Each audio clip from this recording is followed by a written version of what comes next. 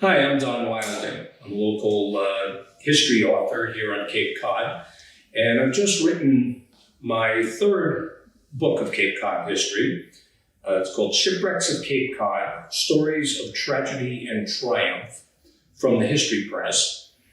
And this book focuses on many of the tragic maritime disasters that happened along Eastham's and Cape Cod's Outer Beach from the period of the early 1600s right through the middle of the 20th century. The Outer Beach of Cape Cod saw probably between 3,000 and 4,000 shipwrecks. And that's just a rough count as to how many probably occurred out there. And there's so many of them. It's often been said that if you raised all of those shipwrecks, you could walk from Provincetown to Chatham without getting your feet wet. So it really was quite a scene out here, especially in the late 1800s, early 1900s, and that was the period of the U.S. Lifesaving Service. After the first European settlers came here, there was when you started to see an increase in shipwrecks. One of the first ones was the Sparrowhawk in Orleans off Nassau Beach in 1626.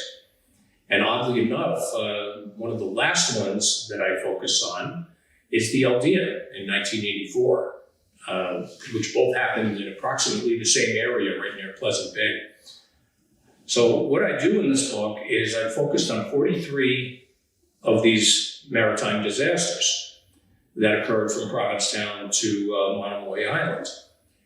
And you can't tell this story without telling the story of the United States Lifesaving Service and then later the Coast Guard. The Lifesaving Service was formed in around 1872. And this was after the only time that anyone was involved in shipwreck rescues was the Massachusetts Humane Society from the mid-1700s right through until the time of the Lifesaving Service. The government started the Lifesaving Service. It was actually under the umbrella of the Treasury Department. And the first superintendent was a gentleman named Sumner Kimball, who was originally from Maine, but he actually had a short teaching career here in Orleans on the Cape as a young man. And this is where he started to learn more and more about the shipwrecks that had occurred here. He grew very familiar with what it had all involved. And by the time he was appointed to run the Lifesaving Service, he knew that there was a great financial need, first of all. And Kimball played the game of bureaucracy very well. In fact, when it came to getting money from Congress, there was nobody better. And with Kimball, he was able to establish life-saving stations everywhere. But on the Cape, there were 9 stations set up along Cape Cod's Outer Beach from Provincetown, Wood End at Provincetown, all the way down to Monomoy, where they had 2 stations. That gradually increased to 13. And there were stations at Wood End, Race Point, the dreaded Peaked Hill Bars area of Provincetown along the back shore, High Head and Truro, the Pamet Station near what is now Boston Beach, also Coast Guard Beach in Truro, which is where the Highland Station was. And then you went down to Wellfleet with the Cahoon's Hollow Station, which is now the Beachcomber. And Nauset had a station here, not the Coast Guard station that you see out there today, but there was actually a life-saving station there that predated that and is now that site is underwater. There was a station near Pleasant Bay, Poche Island area of Orleans. The Old Harbor Station, which is actually now up in Provincetown, was originally in North Chatham. Chatham had a station as well, and then 2 on Monomoy. So the Outer Cape was very well covered during that time. And if it wasn't for these men, many more casualties. There were already a lot of people that perished, but there would have been even more casualties had it not been for the brave efforts of these men. Each station had a keeper who was kind of the captain, and they also had anywhere from 7 to 9 men at each station. During the period from August through June, every night they would send 2 men out at 4:30 to patrol the beach and keep an eye out for ships that were in distress, because usually masted ships at that time were one of the primary avenues of commerce. Ships had to pass through this area, especially between Boston and New York. There was no Cape Cod Canal. So they had to go not only between Boston and New York, but if they were coming in from overseas, they had to somehow work their way around these dreaded currents and sandbars and shoals of Cape Cod, which became a very difficult task.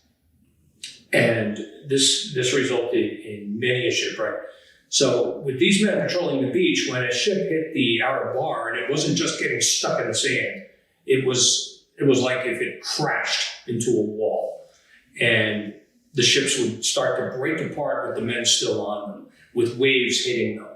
And this was a very dangerous situation. They'd end up climbing up in the masts of, as we see on this cover of the book, the ship, the Castagna. They would climb into the masts, and often they would either freeze to death or be swept overboard before help could get there. So the Lifesaving Service and then the Coast Guard in 1915, they were able to save quite a few lives whenever these disasters occurred, and that was quite a bit. And then with the establishment of the Cape Cod Canal and with technology improving, it became less and less in the way of shipwrecks. So with the Lifesaving Service, the surfmen often had to use either a surfboat rescue or what they call a breeches buoy. And many of you have probably seen that up at Race Point during the summer. They do the reenactments of that. But in short, it was just a zip line from the ship to the beach. The small cannon would fire a projectile with a rope that was 500 yards long at one point. And that would reach all the way out to the ship. That would be anywhere from a couple of 100 feet to maybe several hundred yards. And fire the projectile over the mast and hope that somebody on board would be able to handle that. And that would tie it up, get this zip line, and they would step into this, what looked like a pair of pants, and they would just be having this ride into shore on this zip line. If they could stay above the water and everything, that worked out even better. So they were able to save quite a few lives using these means, or they used the surfboat as well. That was just one of the many ways that they employed to save lives in these shipwrecks.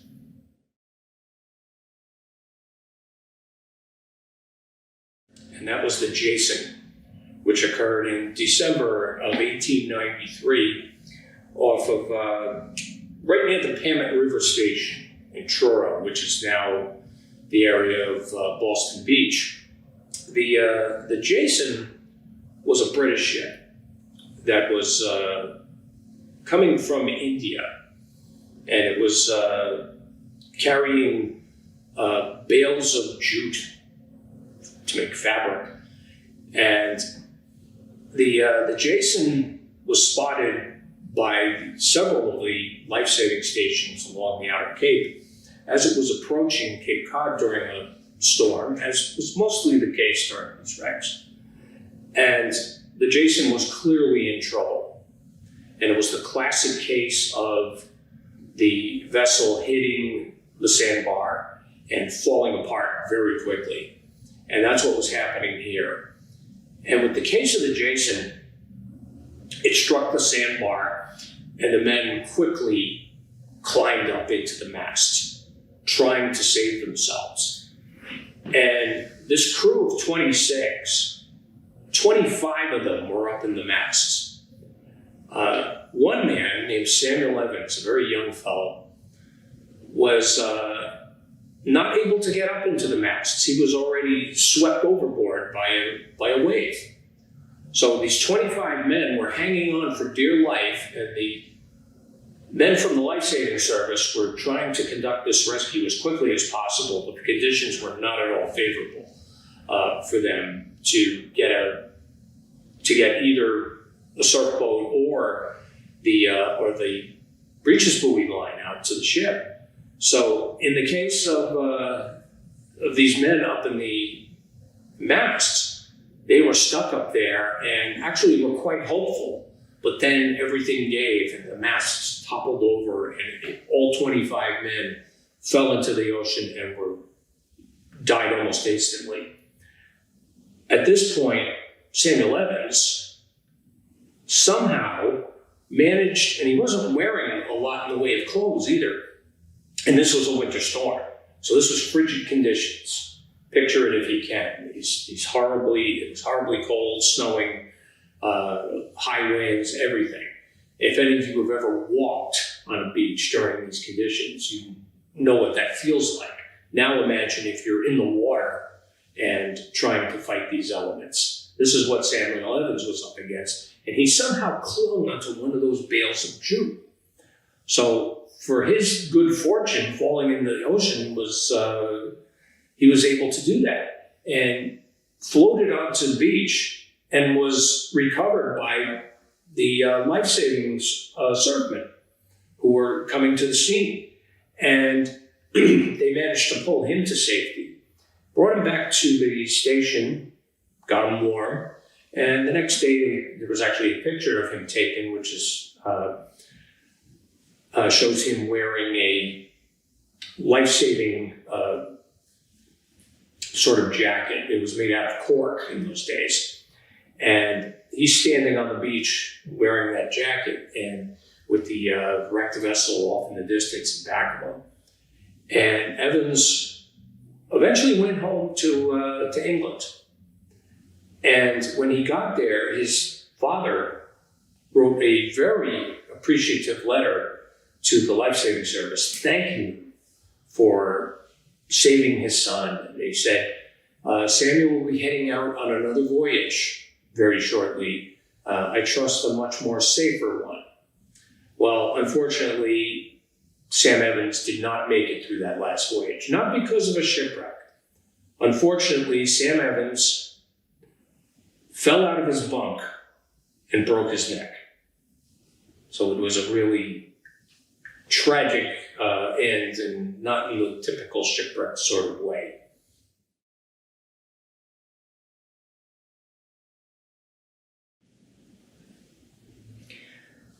We must go. There is a distress flag in the rigging. Those were the words of Monomoy keeper Marshall Eldridge. That's according to the U.S. Lifesaving Service annual report of 1902.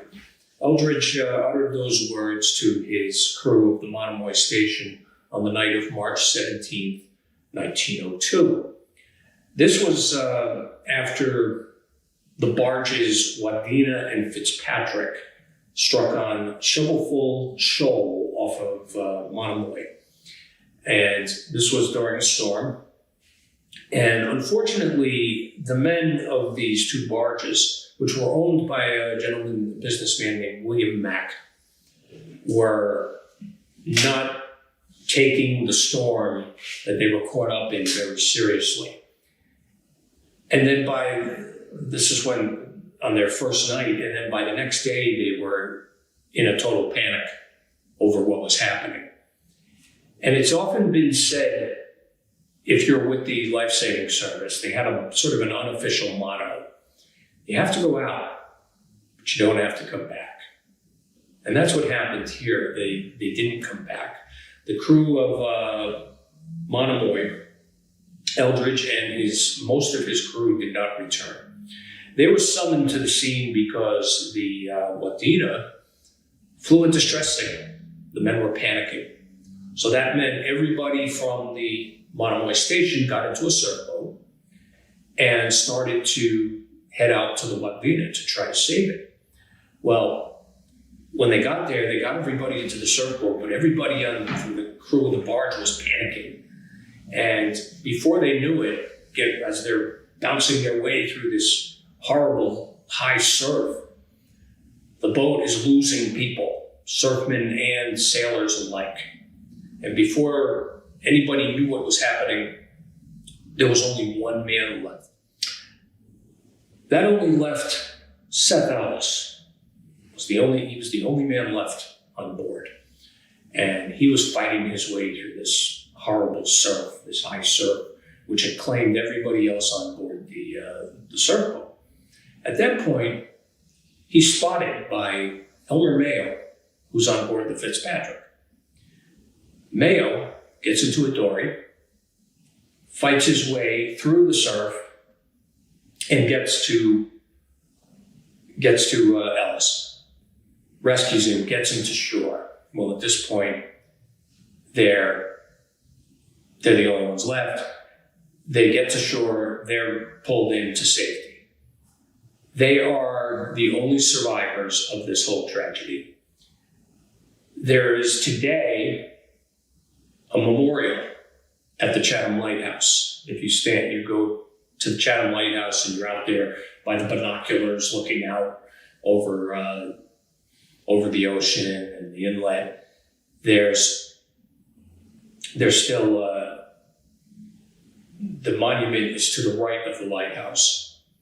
And the monument pays tribute to everybody the lives that were claimed. And that was a lot of the surfmen who were also happened to be from Harwich and Chatham. And a lot of those men were providers for families. And the two men that were surviving the ordeal went to a lot of fundraisers. They actually were able to raise $36,000 to assist these families in need in Harwich and Chatham. So the monuments are still there, paying tribute to them, but it was also the Lifesaving Service came to the conclusion that what happened here didn't need to happen. They could have, just if they had stayed put, they would have been fine. But like the motto says, you have to go out, but you don't have to come back.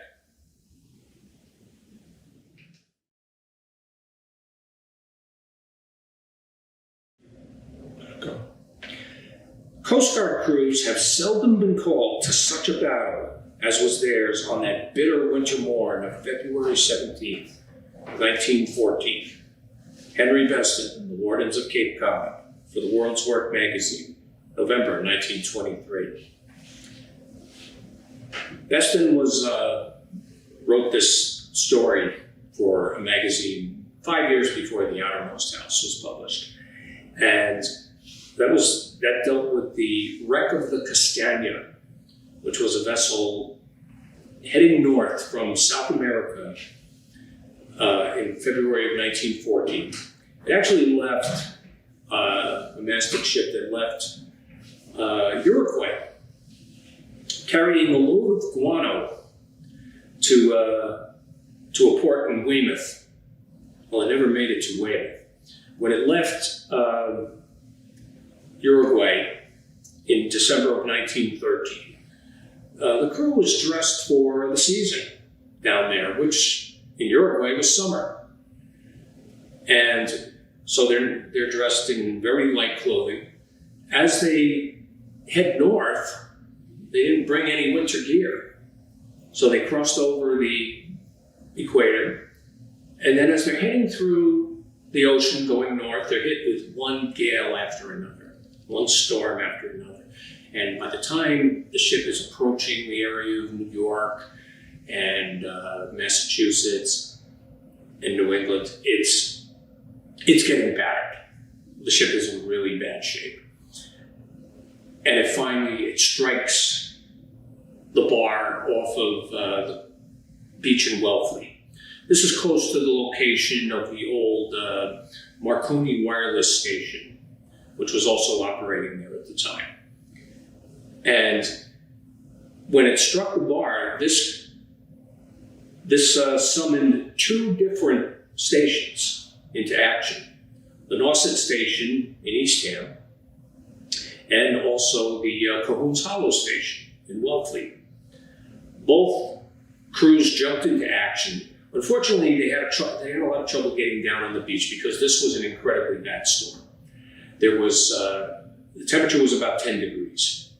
It was also high winds, and the ship was in incredibly bad shape. The men on board were frozen stiff. Some of them were literally frozen stiff. And the ones that were still alive were barely hanging on for dear life. When they were finally spotted, the surfmen were not able to launch either a breeches buoy or a surf boat because the conditions were just too rough. And the breeches buoy couldn't be done because everybody on board was physically unable to handle it. So eventually they had to wait. And when the crews finally launched a surf boat and got on board, two of the people that were very instrumental in the rescue of any of the people that were still alive was Lewis Collins and his son Bernie, who was 17 years old at the time. And they were the ones who went on board and started climbing into, there were several others too, but these two, Bernie used to go with his father as a young child to a lot of these rescues. So they were the ones who were going on board, trying to retrieve people who were still alive. Many of them were dead up in the masts, trying to hold on for life, being sprayed by the ocean and freezing on contact almost. And the captain had fallen from the masts, was swept into the ocean almost after he hit the deck. He probably died from the fall, and his body was not recovered for another year and a half. And that was in Nauset Marsh, 10 miles away. So that just goes to show you the power of the ocean. Eventually, they cut down the men from the mast. Also, one man his hands were frozen to the spokes on the steering box. And Bernie had to cut the spoke with an axe to free the man. And unfortunately, the man died, and he was brought to shore. But the steering wheel is still here at the Eastham Historical Society's 1869 museum. It's on exhibit here.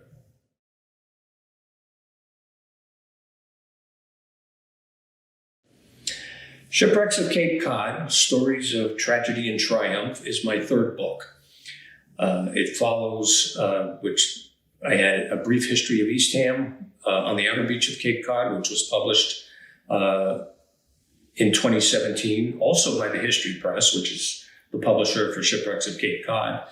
And my first book was Henry Beston's Cape Cod, How the Outermost House Inspired a National Seashore. The book, The Shipwrecks of Cape Cod, focuses on 43 maritime disasters here on the Cape. And the book is available here at the Eastham Historical Society's 1869 Schoolhouse Museum, and also at bookstores across Cape Cod. And there's also links at my website, dwcapecod.com, which also updates my events. I'd like to thank the Eastham Historical Society for hosting me here, and I look forward to seeing everybody here on the Cape very soon. Thank you.